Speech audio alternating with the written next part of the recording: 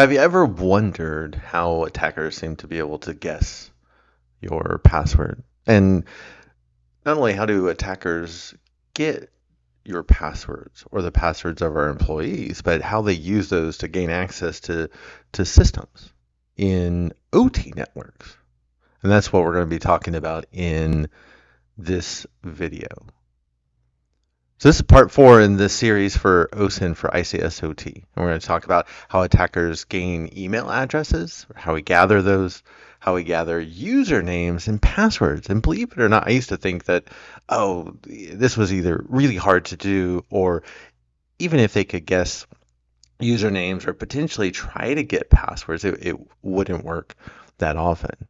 And the concerning thing is, I used to say scary, but the concerning thing is it actually works, and it's actually fairly easy to do. And you'll actually see as we go through this section. This is actually one of the shortest sections, and yet we cover so much, and again, because it's easy to do. So let's go ahead and jump right in. And when we talk about the first part of the section, again, is really gaining an access to the individual's email addresses, right? If I'm targeting an organization, I want the email addresses for each of the individuals within that company. And there's a couple of reasons why we want that. And we see more and more these days, right? That email address, that's going to be your login to a lot of different systems, especially in IT. And that's especially true for anything cloud-based. So if you're logging into some type of cloud-based system, you're usually logging in with your email address. Think if you're logging into Netflix, you're probably logging in with your email address. And that's very true as well for most IT networks. Right? If you're at the office and you're logging into your email account, more than likely your email is hosted in the cloud for your business, and you're using your email address to log in. So when you start thinking there's all these systems out there that you use your email address to log in, a lot of those systems, they're only protected by a username and password. So if we know your email address is your username, we already have 50% of what we need to log into that system. Now, of course, we can also, from an attacker perspective, use email addresses, of course, to send phishing attacks. We talked a little bit about, remember the Colonial Pipeline attack a few years ago. That was really the big attack that we saw, a big shift in visibility around the need for ICS and OT cybersecurity, where you had a ransomware group from Russia called DarkSide. Right? They just were sending emails to basically every email address in the world that they had to try to infect systems, right? Deploy their ransomware and get paid at the end of the day. So the attackers are out there, right? They want your email address. They want the email address of your employees so they can send you phishing attacks.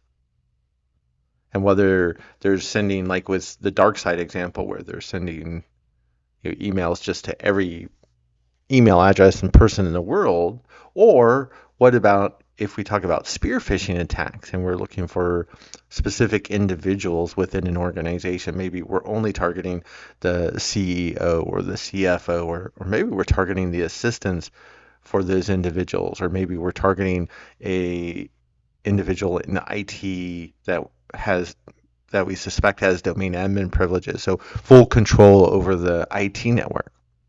Or what if we start targeting people that work within the OT environment? There's other types of social engineering attacks that information also comes into play. But a lot of it's mostly around, right, email, because we're talking about email addresses. And then we also look at, we can use them in different types of password attacks. So we're going to come back and talk about passwords in a little bit. But where we can do things like password spraying and credential stuffing. Again, if I know that you log into those systems with an email address as your username, at that point I just have to guess your password And of course, yes, there's the caveat if we're not using multi-factor authentication. So if you're only logging in, if you're only required to use a username and a password to log into a system, if we have your username as your email address, again, we have 50% of what we need to log into that system, and then we only need your password.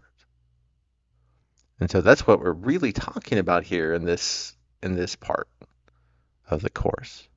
So what are some ways that we can gather email addresses? So one is we can actually Google for them. And here's a simple example. And I'm using, of course, my own domain name, so I'm not looking like I'm targeting others. but you see, if we do a simple search for at myholcomb.com, we know that's the target domain that we're looking for. In Google searches, they will come up. And I found it's most effectively if you put the at myholcomb.com in quotes. So it tries to force those results to find anything with, of course, at myholcomb.com. And you can see that second post, you can see, oh yeah, there is an email address for Mike at myholcomb.com. And you can continue to iterate this for any of the different target environments that you have. And so, of course, you'll probably get a lot more results for for much larger organizations than myholcomb.com, which has one and only one person behind it. Now, we can also look at scraping, right, or finding those email addresses off of a website associated with that target organization. So we had already started to look at that email scraper that we had created previously using ChatGPT. Right? That I can run that email scraper against a website, go through all of the pages that are associated with that website and see, are there any email addresses there? And we saw that in one of the earlier parts, and it took 5-10 minutes to create that in ChatGPT, and now we have a tool to go through and be able to find email addresses on those sites. And that's a quick way, at least to get started. And what that helps us also as we start to find those email addresses, like in this case when we ran that email scraper tool against myholcomb.com, right? You start to find those email addresses. Now remember, in the case of myholcomb.com, there were a lot of extra email addresses that are put in there for things like online marketing and tracking of different users that are accessing to the website. Not that I put it there, it's just automatically done for you. But then the real, if you want, employee or user at that, let's say, company, right, is Mike at myholcomb.com. So, and this is very typical in small organizations, right? They just use their first name at and then their domain name. And then over time, as an organization gets bigger, right, the chances of them having more than one Mike on staff actually increase. So that's where you start to see larger organizations will shift to the first name dot last name at and then their domain name. So Mike.Holcomb at myholcomb.com. So you'll see that evolve over time. But what this allows us to start to establish just by finding a few email addresses is that we're able to go ahead and determine, well, what's the naming convention for that organization? So I don't have to know actually what someone's email address is necessarily, because if I know their name and I know the format for email addresses that the company uses when they're creating them, then I can probably guess 99.99% of the time what their email address is actually going to be. And that's what we see on this slide. Because if I understand how an organization creates its email addresses, once I know somebody's name, then I can guess their email address. Let's say we have Jennifer Lance that comes to work for me on my team. The chances are, if I'm going to create an email address for her, it's going to be Jennifer at myholcomb.com. So again, you don't have to know that for sure her email address is jennifer@mikeholcomb.com. You didn't have to find it somewhere. You just know, oh, there's a Jennifer Lance that works for Mike Holcomb, and helping him out in what he does with MikeHolcomb.com and his content. Chances are, yeah, her email address is Jennifer@MikeHolcomb.com. And we'll see that in other examples as we're going through the rest of this course. So as you're looking at target organizations, whether it's, some of the examples we use like Starbucks or Netflix, or you can look at any of the ICS or OT vendors and providers that are out there, you'll actually find those formats. And when we find those employees, like we did in the previous section on LinkedIn, we can take their first name and last name and usually create their email address just by knowing what that format is. Now, there's a couple of other interesting resources out there that allow us to find email addresses. And again, I'm not looking necessarily for all of the email addresses in the organization. If I can get those for free, awesome, great. But I'm going to assume I'm just going to get a few email addresses. I'm going to use that to determine what the email format is. Then I'm going to go to LinkedIn, get all of the employees for that organization from LinkedIn, and then use that to create a list of actual email addresses. And again, that works 99.99% of the time. The only time you get thrown off a little bit is what if maybe somebody got married and they decided to change their name, or somebody is a junior, right? Or you have Mike Holcomb the third. Sometimes the way they do, is it Mike.Holcomb.3 at MikeHolcomb.com, or Mike.Holcomb.junior@MikeHolcomb.com. That's that's the only times you really get thrown off, right? But normally, again, the vast majority of the time, this works, right? Because it makes sense. We create our email addresses to make them easy to guess, to make them easy to administer.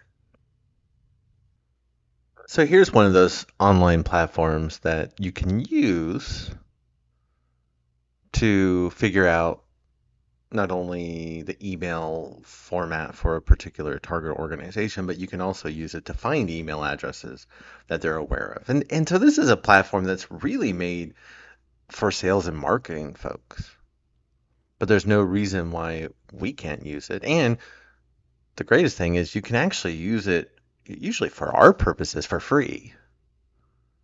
And I love the example that they have on here. So if there's any Silicon Valley TV show fans that are out there, so they actually use Richard Hendricks as an example. So if you're not familiar, in Silicon Valley, which was on HBO a couple of years ago, that they had basically a startup in Silicon Valley. And so the guy who heads up the startup, his name's Richard Hendricks. And so you can see small company, right? They were called Pied Piper. So they have piedpiper.com and first name at domain name, right? Richard at piedpiper.com. So I thought it was really cool. And you can even see the picture of the character in the profile.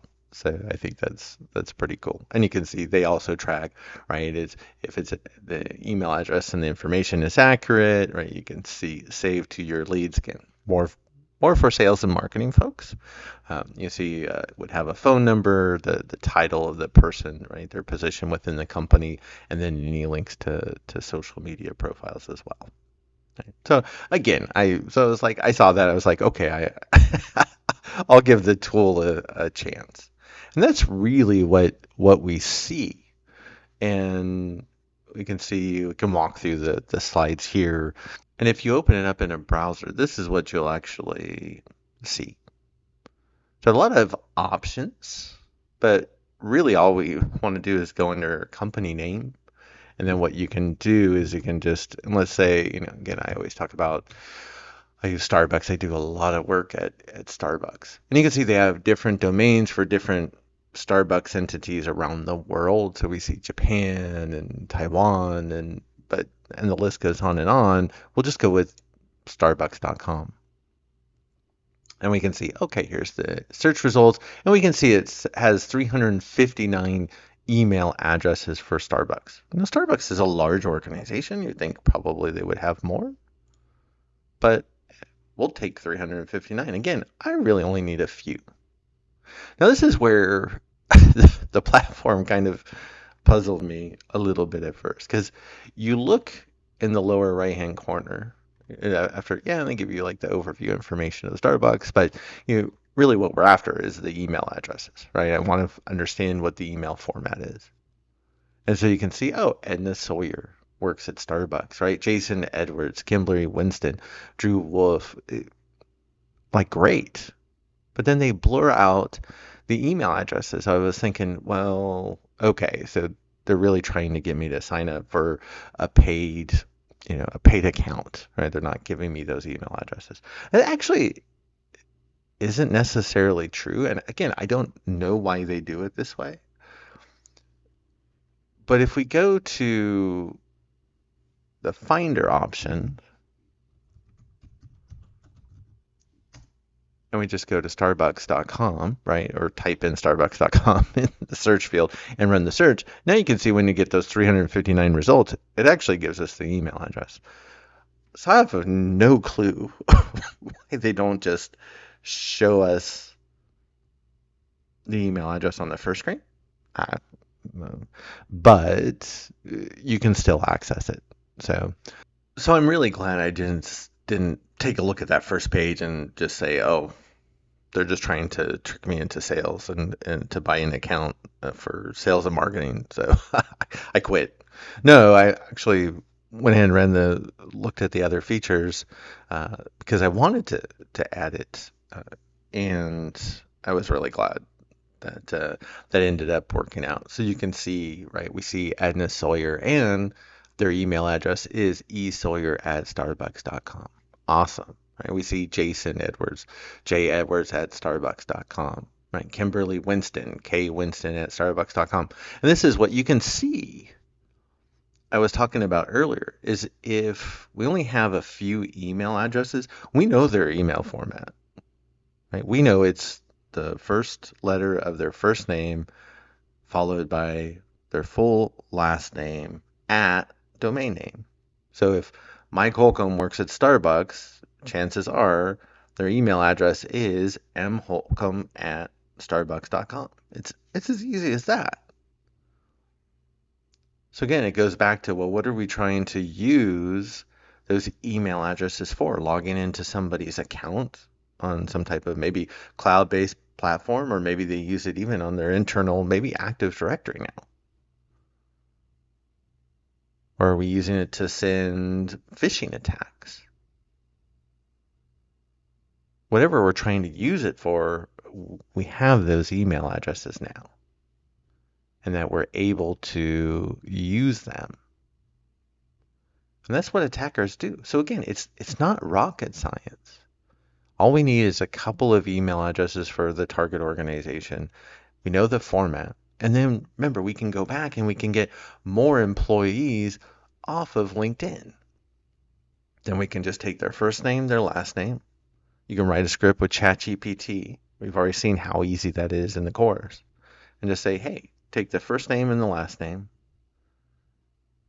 And then run them through this process of take the first letter from the first name and then add the last name, add at starbucks.com, and you have the valid email addresses for those employees. Again, 99.99% of the time.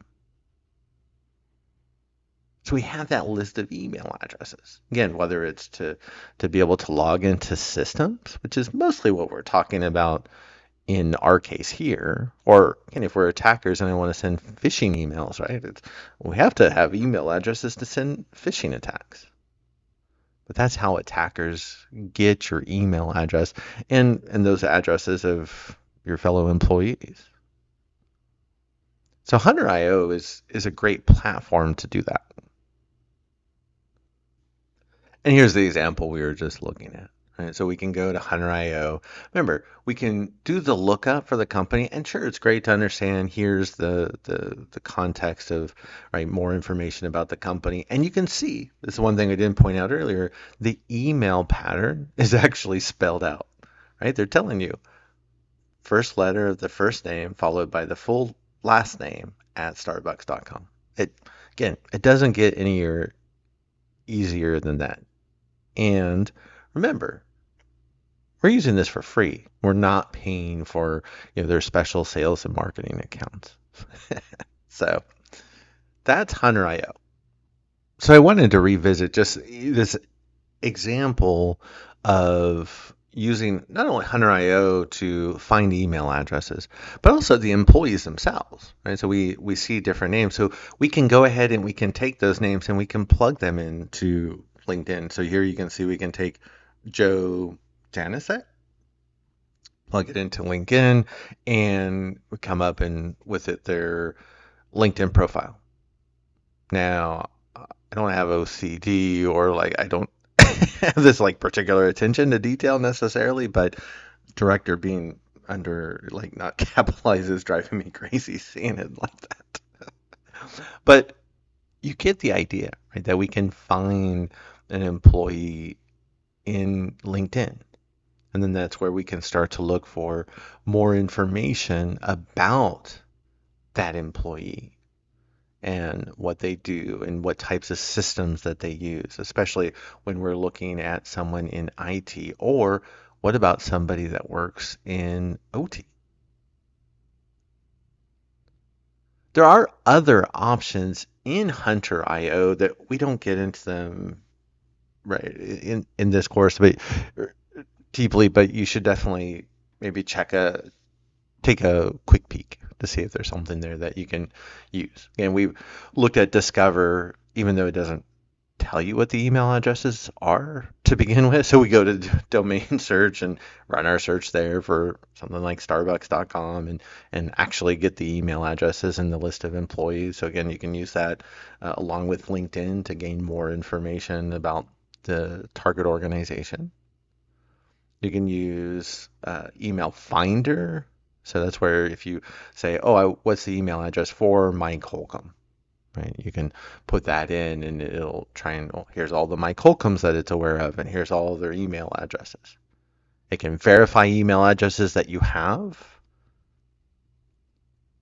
And then there's signals where it starts to find information about those organizations, like especially news about the organization that might be of interest. But again, it's a lot of that's really geared towards, again, sales and marketing folks. We're not trying to pull any of those sales and marketing techniques here, right? That's not why we're here. We're here to find email addresses for employees to understand the email format used by an organization. So then we can get all the first names and last names for employees for that target organization out of LinkedIn and build a list. We can build a list of all the email addresses. That's all. I should say, that's all, but it's also really important. Now, why it's important is as we transition into, well, how do we gain passwords for those accounts potentially? And that's really the question to keep in mind. So as we transition to, well, I have email addresses. How do we find passwords associated with those email addresses? The easiest way to do that, and this is where we'll start, is to check to see, hey, has this email address been discovered in a previously known, publicly disclosed breach? Right? Has an attacker broken into an organization, dumped out the usernames and passwords or the password hashes, right, the encrypted version of the password, and published those online? And sometimes, sure, they start on the dark net, but they always end up on the regular internet. The easiest way to check that is to go to Have I Been Pwned. Right? HaveIBeenPwned.com was really just started and still it serves a simple but useful function for people to see, hey, has my email account been used or seen in any of these breaches that have been publicly disclosed. And in this case, you can see, yeah, it has. I'm using my super old Hotmail account because I definitely know it's been in a number of different breaches. So let's go ahead and pull that up in the browser. So here we are at Have I Been Pwned. So we're going to go ahead and put in our email address.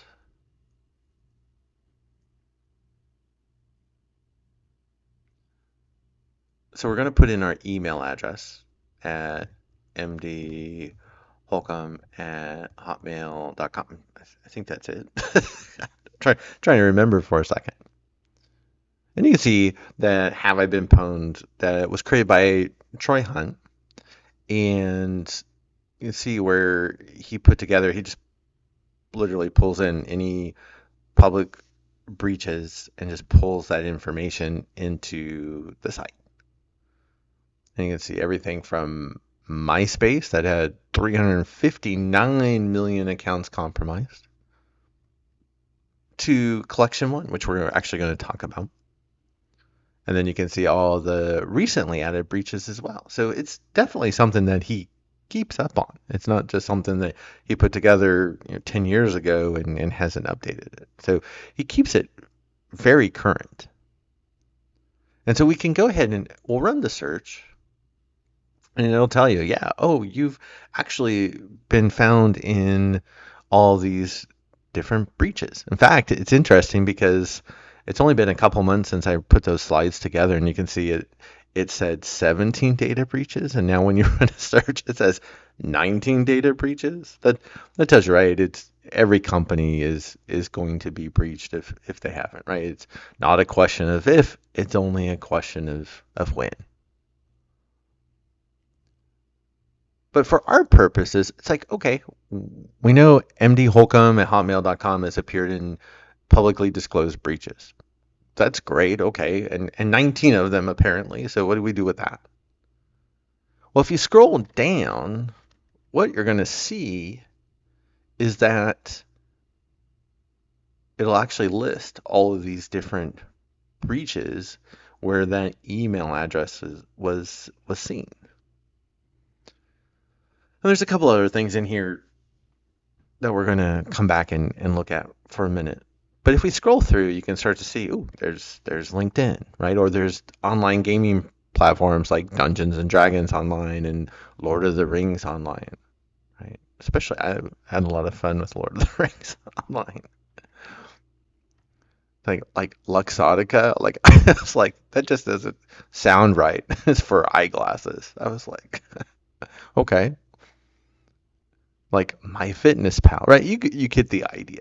Like anywhere I had used mdholcomb at hotmail.com, and whether it was my username or they just had it as my email address in their database, and they were hacked, and the attacker published that information on the internet somewhere or on the dark net, that once that information was made available, yeah, Troy Hunt found it and sticks it in the database.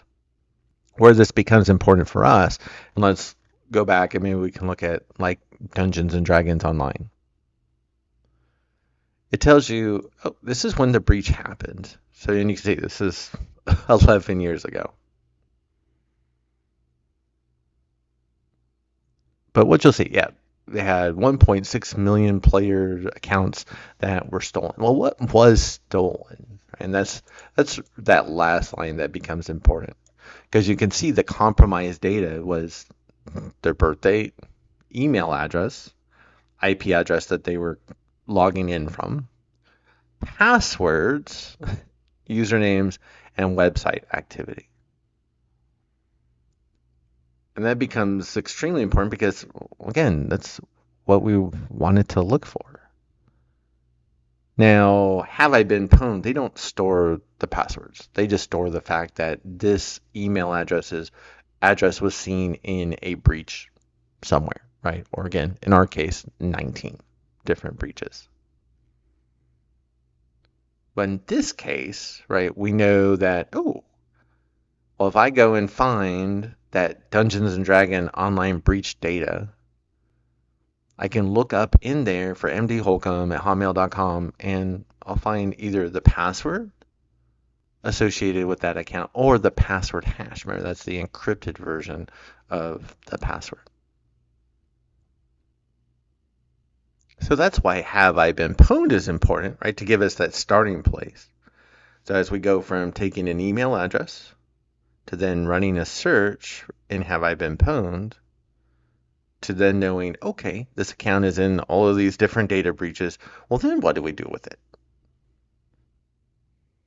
Now, before we move on, I do want to point out, and this is where we're talking about when we were looking through that list of breaches that my old email address had been associated with. Right? We had LinkedIn, right? We had Dungeons and Dragons Online, and then we had this collection number one thing. Now, collection number one is not an online service. It's not a game, right? So it's not a company that was breached. What collection number one is, and they label it as a breach, and you see this confusion sometimes, and quite a few actually of those entries in Have I Been Pwned, and you see this a lot also in the news when you talk about these collected data breach databases. So what's happening is that attackers, or maybe security researchers even, right, they're seeing, well, we have all these different data breach dumps, right, where the attackers just take the data that they stole and dump it out on the internet. Well, if I'm an attacker or a security researcher or a pen tester, it might be actually handy to have all of that breach information, especially usernames and email addresses and passwords, in one location. So instead of having thousands of files, one for each different breach, well, why don't we just put them in one place? That's what collection number one is. And you can see this goes back to 2019. And there are other versions of it as well. It was just the first time, I think realistically, most people saw this type of collection happen. And you can see they actually put all of these breach files together. You can see with 2.7 billion records, including 773 million unique email addresses, alongside passwords those addresses had used for those breach services, right? So, nothing little. So again, that's what you see when you're looking at Have I Been Pwned. It's, oh yes, here's all these online sites or these applications that, right, we've.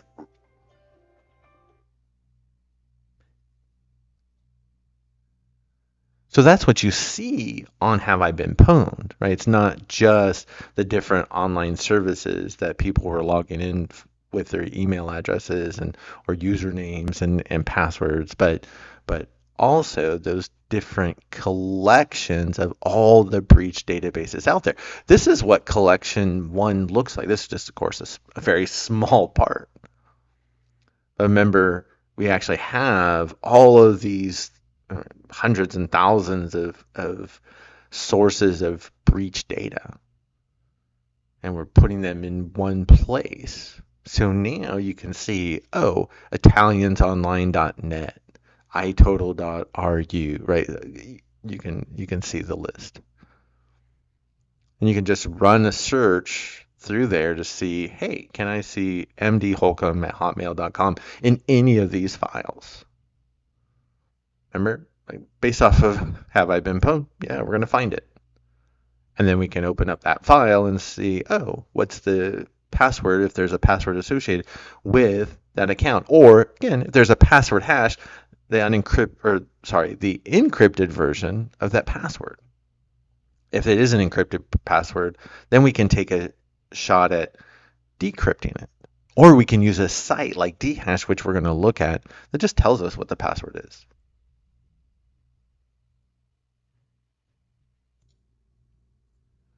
So we've talked about looking for email addresses for individuals at a target organization. We're going to kind of take a step to the side or back in some respects and looking at, well, how do we find usernames? Now, we mentioned earlier one of the reasons why we want to find email addresses is that people do use them more and more for usernames today. But that's not necessarily always the case. You can have systems that people log into, whether it's an Active Directory or maybe we're logging into a PLC or an HMI if it requires a login to require to supply a username, and that's not an email address. So we're going to look at some different ways that you can find usernames, and we're actually going to kind of explore some other routes as we go throughout the rest of the course as well. So it's not limited to just this section, but well, you'll see what I mean. So when we look for usernames, it's very similar to this idea of what we were looking for with email addresses previously, right? Looking at trying to determine what the format is, right? How do they generate usernames? Again, in this case now, right, we're not doing email addresses per se. We know about email addresses, right? We've looked at target organizations. Remember, we were looking at Starbucks. We found out how they did their email format, right? Taking the first character of the first name and then the full last name at starbucks.com. So we have the format. And maybe that's the same format they use for creating usernames. So if I was to log in, let's say, to a system, maybe on the OT network, and maybe my username is M. Holcomb, if we're kind of keeping that same type of format. That could be true. But it's like, how do we find out? Maybe, in smaller organizations like we talked about, right? It could be a, first name. You see, Mike, Jennifer, Juan, et cetera, right? Keep it very simple and straightforward. Or, yeah, what if it is first name and last name? Smushed together, or some type of combination that we see here, like M. Holcomb, right? What is the format that they have? Or to be on the most secure side, and this is one of the things I was really impressed with when I had first come to my current day job, was looking at actually have a random system for generating usernames. I won't give away like the exact details, but they take a specific number of the first letters of your last name and then add a bunch of random numbers at the end. So even if you knew the format, right, and it was one of these that you see on the screen, that you wouldn't be able to guess what my username was because those numbers in the username are completely random. And I would say, actually, that has saved us in probably so many instances where it's reduced the amount of risk just by having a randomized username that an attacker can't be able to guess. But you don't see that in the vast majority of organizations. In fact, I don't think I've ever seen it before or since. So that was really, again, I was really impressed when I first came to work and saw that, because I really do think it's done a really good job of lowering the risk overall by just not allowing attackers to be able to guess those usernames.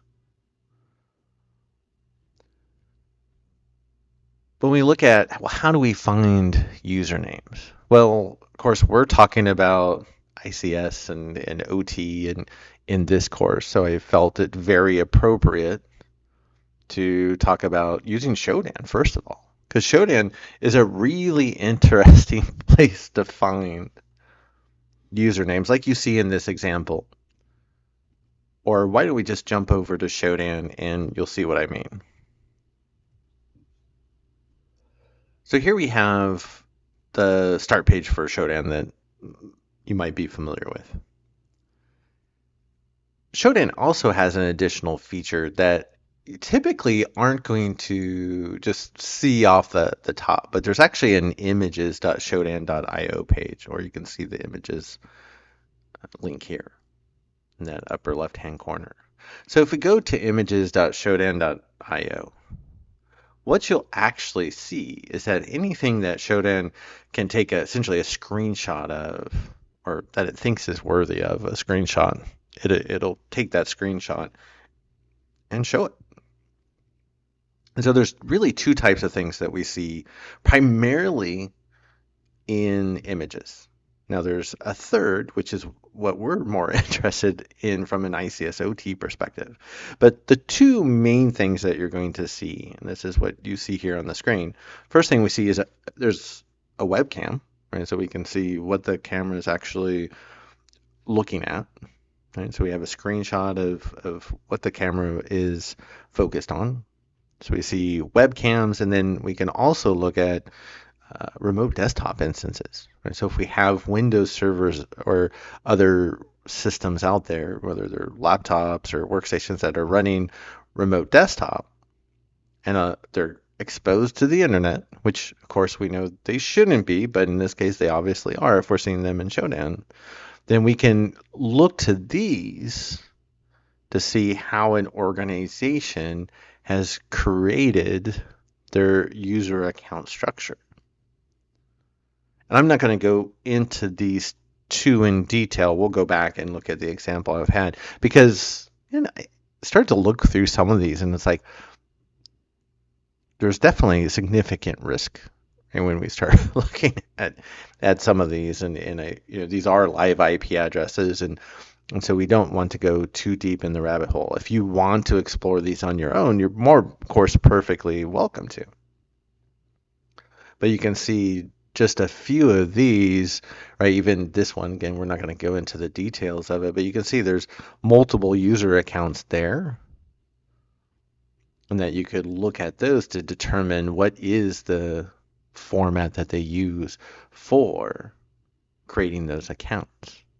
But if I do click on that, it shows you, of course, the IP address and where it's located, and possibly the company, right? That's associated with that exposure. So we don't want to go there. So looking back at the slides that we have, you can see in this case that remote desktop instance. Actually, we'll see the details in a second. You can see there's actually a username login for this system, literally named bank admin. And then you can see there's also a NYDUS account. And then the next one, you can actually see server.helpdesk at ... So, and they don't have enough room on that screen to show you the rest, though there are ways to actually get that. So again, it kind of ties in not only finding usernames, but also finding email addresses. And then if we do see that full email address, then in that case, we do know the organization that's associated with the system that's exposed inappropriately or incorrectly to the internet. If you go into the further details in Shodan, again, this is why we weren't jumping in to look at any of those other examples. But you can see, yes, Shodan found remote desktop was exposed, right? We can definitely see that proved by the screenshot, right? We can not only see that, but it says, hey, based off of the signature, this is either a Windows 10 machine or this is Windows Server 2019. We can see the specific build version of the OS. So this becomes important, right? So we can see over time, right? Is this system still supported? Are there patches? Is it getting patches potentially, right? Is it being updated appropriately? Because if not, then it has vulnerabilities that we could use to be able to gain access to it. And whether that's servers on the IT network, which we could then use as a foothold to gain access to the OT network. Or what if this server was actually on the OT network? Remember, OT networks have quite a few different Windows hosts on our ICS and OT networks. So is that server vulnerable? Where does it sit? Is it on the IT network? Is it on the OT network? Regardless, right? We have a Windows system that's exposed to the internet. If it's exposed to the internet, we probably know their security is not as strong as it should be. Maybe they're not getting updates, and we could use an exploit to take control over the system and have a foothold on their network. You can also see it would tell us the name of the host under target name. Now, if the host is a member of a domain, like a Windows domain where it's joined to Active Directory, then you would see the domain listed there. If you see the domain name and the target name of the system are the same, then it would mean that the system's not a member of a domain. It's a standalone host, which is what this looked like. And then you can see NetBIOS name, which is kind of that internal Windows system name, DNS, which we also use internally as well as externally, right, to find things on the network by mapping their name, their fully qualified domain name to IP address. And then that last one would actually be, you can see the FQDN or fully qualified domain name. So think of something like maybe this is 240-server dot, I don't know, MikeHolcombBank.com. Right? And then the last thing you can see is exactly what we were seeing on the screen was the output of here's actually the user accounts that we see, right? Bank admin, NIDAS, I don't know if that's maybe New York, the Department of, who knows, right? Server.helpdesk, ... And then there's also an SES that we see there that we didn't see on the screen. There'll be others as well. So again, it's something to look for. It's one way we can find usernames. That's the one we're going to talk about now. I think it was most appropriate because we are talking about ICS, OT, which of course, and OSINT, which we always talk about Shodan. And this is one way we can use Shodan to find usernames for different target environments. But we will talk about, and we'll see some examples of how we can find other usernames for ICS OT systems and whether they're default accounts that we would have for things like PLCs, or what if they are those users in ICS and OT environments. So the last part of this section we're going to talk about is, so how do we find the passwords that are associated with these usernames? And sometimes, remember, those usernames or those accounts are email addresses. So we've talked about how we find email addresses and how we find user account names, or at least looked at one example. So how do we find the passwords? Well, we started to talk about that earlier, right? When we started talking about once I have an email address, I can put that email address into Have I Been Pwned and use that to determine, has this email address appeared in any known breach?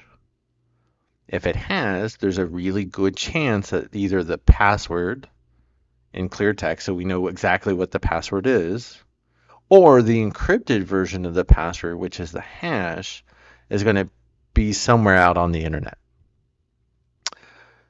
Now, the really cool thing is, and again, if I'm a pen tester, right, or an attacker, I can do a lot of that research manually, or I can just subscribe to Dehashed to have access to a lot of that information. And you'll see why Dehashed is a really cool platform if you're trying to determine what passwords are for specific accounts. So when we look at where can we find passwords, so there's different word lists that we can gather, and we get into this more in my intro to ICS OT pen testing course, which is the course that launches after this one, so stay tuned. But there's word list, because over time, especially through breaches, right, we know what the commonly used passwords are. So if I want to even, maybe I have a large organization and I have like 10,000 email addresses that I want to see, can I log into their Outlook account? I'm just going to take, well, what are the top 3 known passwords, the most commonly used passwords today? And just try those 2 or 3 passwords for each of those email addresses. Because if those accounts log out at 5 guess attempts, I'm not locking out any accounts, even though, of course, security systems should flag it as basically what we call password spraying, right? Where I'm taking, but usually a large number of user accounts or email addresses, right? And trying to log in with a small number of passwords. And usually, especially in larger, when you have larger numbers of user accounts or email addresses you're logging in with, you can usually get lucky at least a couple of times and log in with some of those commonly used passwords. So that's why, of course, we always want to make sure we're using multi-factor authentication to prevent those types of attacks, especially for systems like Outlook or Office 365 that are exposed to the internet where anybody can access them. So he talks about we can find passwords for user accounts and the associated email addresses and in breach data, and that's what we're going to look at, especially with Dehashed. Pastebin sites. So pastebin sites were even more popular, several years ago, where if an attacker did breach an organization and they did get, let's say, a copy of the user database that includes things like passwords and other information, they would download that database and then upload it to Pastebin so people could just pull down that information off of the regular internet. And it also acted as a way for those attackers to prove that they did indeed breach that company. Of course, Pastebin does I think a fairly good job of taking down those posts once they're notified that it exists. But that's one example of how attackers would publish information to say, hey, we compromised this company and here's at least a sample of their data, maybe some screenshots. A lot of ransomware groups these days, they'll post evidence of their collection, sometimes like on Twitter or social media or other sites like Pastebin, or they'll also have dark websites that they've set up. So they have much better control over that, and the chances of that being removed are slim to none. It can happen, right, if it gets seized by law enforcement, but that's typically the only way it's going to be impacted. And there's public repositories, anything that ends up, especially on the internet. And again, Dehash is a great example of that by pulling in that breach data. So it's kind of like Have I Been Pwned, but for passwords and telling you what those passwords are. And then social engineering. Even though we're not really getting into it in this course, that the easiest way to get somebody's username and password is to ask them for it. Just call them up and pretend to be somebody on the internal help desk. And you can ask them, what their username and password is. And a lot of times, they'll give it to you. So Dehashed is a really cool platform, again, if you're a pen tester or an attacker. Because this idea is that you can go and give it an account. The nice thing is it's not very expensive. So I typically only focus on free tools in my courses.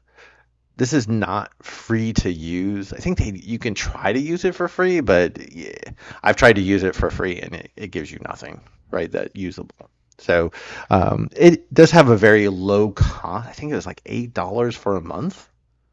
So it's considered very low cost. They even have it where you can set not to auto renew. So it's literally, here's my $8 for the month, and you don't have to renew it.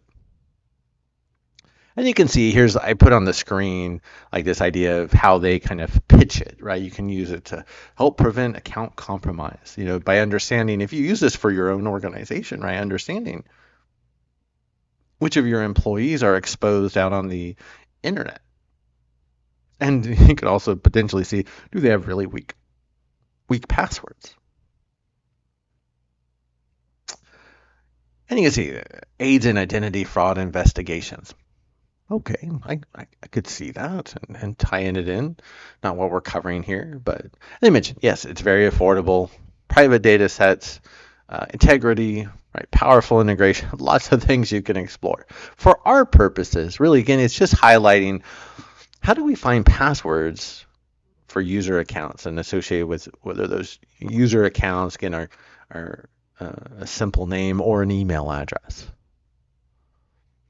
So I have some examples, and this is where I won't show the entire website because I didn't renew this subscription. And again, it's one I get into too much trouble with pretty quickly.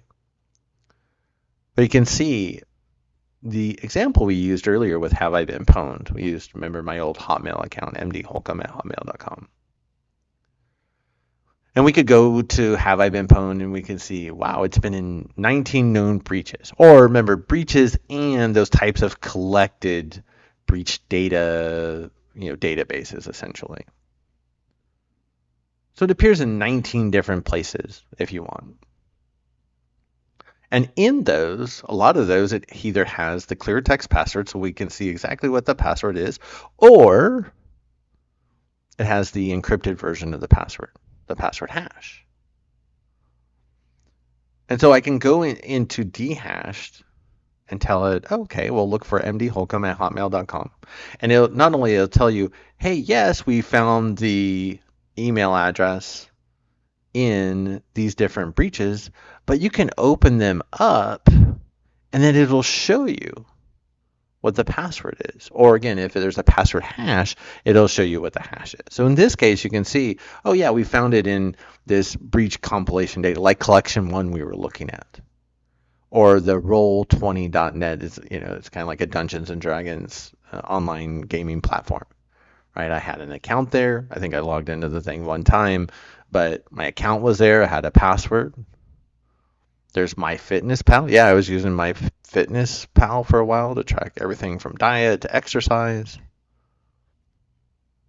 But again, it's like, oh, well, I got all of that from Have I Been Pwned. There's nothing different here so far. But where it does get different is where, oh, yeah, if I click into one of those, you can see, oh, here's where we had an email address of mdholcomb@hotmail.com, and the password was security for you, right? With the E is a 3 and the I is a number 1, and right, not really considered the best secure password. This was probably like 15 years ago. And it was like for a personal gaming site, right? Not worried about security.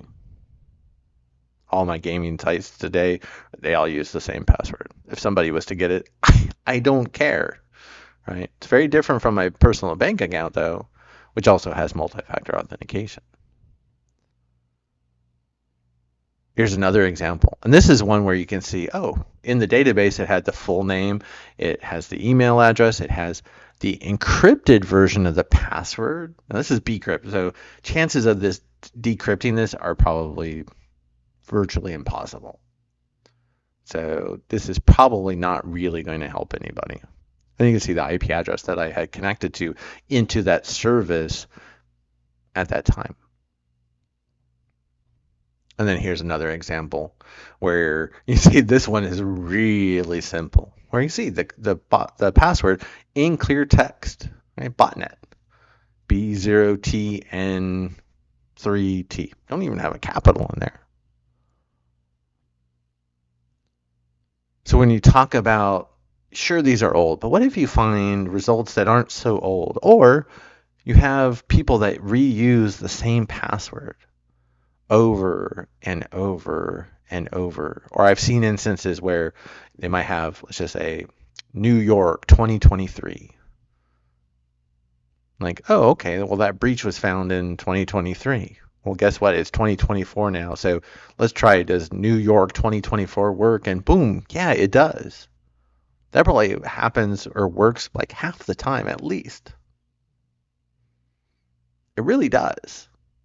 Like I said at the beginning of the video, I used to think, oh, none of this will work, right? Or it'd be really hard to pull off, and you could only get lucky like 1 in a million times. No, actually. And Dehashed makes it that much easier.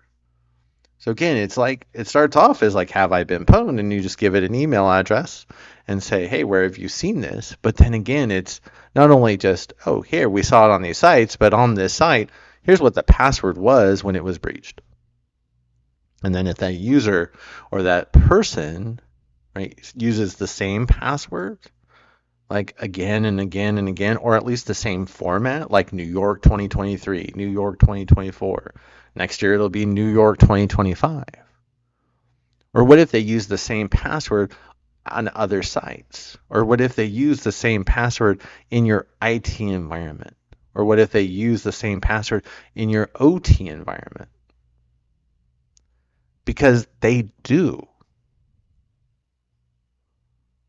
I've seen it time and time again. So that's why, from a ICS OT security perspective, we want to be able to understand not only, yes, how we find user accounts and email addresses and whether we're logging in with email addresses or not, but also what those passwords are. Because ultimately, and Dragos had some research, and I think this goes back to 2023 when they did their year in review last year. They're talking about in all of their engagements from pen testing and incident response with their clients, they found that about 50% of the organizations that they worked with, they had the basically passwords reused between IT and OT. So if you had somebody with a user account in IT, they had another user account set up in OT, and it was the same password. So if an attacker gets into the IT environment and they compromise the credentials for that user, which they will, remember, it's just a question of when.